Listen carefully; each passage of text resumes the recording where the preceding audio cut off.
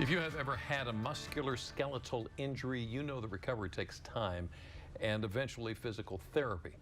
Not only do you have to rehabilitate the area that was injured, but you've got to strengthen the muscles around it to improve function and prevent any further pain. Yeah, you know, physical therapy is not always a walk in the park. It can be hard. Well, many patients are turning to aquatic therapy. Simply put, it's traditional physical therapy done in water. And as we found out with a visit to Aquacare Physical Therapy in Salisbury, it's creating quite a wave in rehabilitation. The time Ruth Epstein spends here in the water is important to her, and it's how she keeps in shape. When I first came here, I came as the result of back trouble. Ruth's doctor prescribed aquatherapy to help her recover from injuries over the years, and even a knee replacement. I thought it was absolutely wonderful. It was soothing, it was just calming, and it allows me now to exercise because I can't exercise on land, but I can exercise in the water. Aquatherapy is just one specialized realm of physical therapy in which we use water as a modality to treat a variety of patients. Melanie Blankensop and Tessa Dowdy are physical therapy assistants at Aquacare.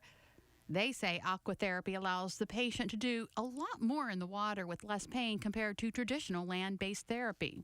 The warmth of the water helps to ease their movement, reduces pain, so we're able to get through an exercise regimen that typically someone in chronic pain wouldn't be able to do on a land-based session. You also have a little less residual pain and soreness afterwards because as you're in there doing the exercises, you're actually able to relax and benefit from the warmth of the water. Many of the exercises done during aquatherapy are the same as the ones done on land, but the natural buoyancy reduces gravitational pull. In other words, patients are lighter. It helps to unload the spine, unload the body. We're at less of gravity pull on us when we're in the water. One of the benefits of the water also is that we're able to see them sooner than someone who's just going to get the land-based therapy because they don't have the joint forces going down through them as they're exercising in the water. You can get resistance training in the water from moving faster or slower, which you wouldn't be able to do when you're on land. It's been 3 or 4 years since Ruth has been prescribed aquatherapy, but she attends free swim sessions and does exercises she learned through therapy. And I can do everything. I can run, I can ride bicycle, I can do jumping jacks, I can do strength exercises that I can't do on land because of my back or my knees.